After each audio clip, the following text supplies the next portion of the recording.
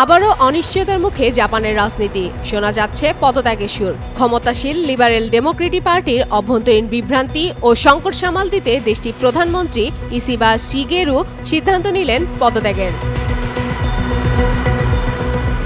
রোববার স্থানীয় সময় সন্ধ্যা ৬টায় সংবাদ সম্মেলন করে তিনি আনুষ্ঠানিকভাবে নিজের অবস্থান জানাবেন বলে এক প্রতিবেদন প্রকাশ করে জাপানি গণমাধ্যম এনএইচকে। যদিও এলডিপি সোমবার বিশেষ নেতৃত্ব নির্বাচন আয়োজনের বিষয়ে সিদ্ধান্ত নেওয়ার কথা ছিল, এর আগেই ইসিবার পদত্যাগ আসন্ন সংকট এড়ানোর ইঙ্গিত দিচ্ছে। গত শনিবার ইসিবার দপ্তরে তার সঙ্গে বৈঠক করেন সাবেক প্রধানমন্ত্রী সুগা ইয়োশিহিদে ও কৃষিমন্ত্রী কোইজুমি শিনজিরো।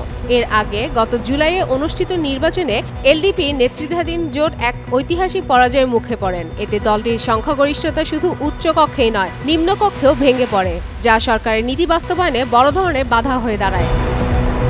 এ অবস্থায় দলের ভেতরে ইসিবার নেতৃত্ব নিয়ে দেখা দেয় নানা প্রশ্ন। বিশেষ করে সাম্প্রতিক নির্বাচনে ব্যর্থতা দায় নিয়ে তার পদত্যাগের দাবি জোরালো হয়ে ওঠে। এলডিপির ভেতরে সাম্প্রতিক সময়ে একের পর এক অর্থ কেলেঙ্কারি ও নির্বাচনী পরাজয়ে চাপ বাড়ছিল। এ অবস্থায় ইসিবার পদত্যাগ কেবল তার ব্যক্তিগত ব্যর্থতার প্রতিফলনই নয়, বরং জাপানের রাজনীতিতে চলমান অস্থিরতার প্রতিচ্ছবি। আগামী দিনে এলডিপি কাকে নেতৃত্বে আনে এবং কিভাবে দলকে ঐক্যবদ্ধ করে, সেটাই এখন সবচেয়ে বড় প্রশ্ন।